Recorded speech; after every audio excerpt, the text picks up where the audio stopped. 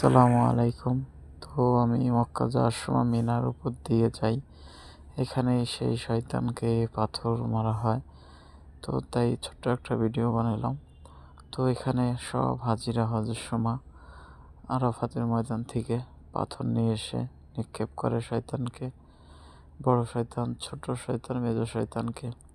তো এখানে সকল হাজিদের হজ করার সময় বাধ্যতামূলক পাথর মারাই লাগবে। এটা একটা হজের অংশ। তো এই শয়তানকে এই শয়তান একসময় আমাদের ইসমাইল আলাইহিসসালাম এবং ইব্রাহিম আলাইহিসসালামকে ধোঁকা দেয়। তো এটাই সেই মিনা। দেখেন, আল্লাহ পাক সবাইকে তৌফিক দিকে একবার করে এই মিনা, আরাফাত ময়দানে ও মক্কা আসার সকল মুসলমান ভাইদেরকে হজ করার তৌফিক দান করুক। আমিন।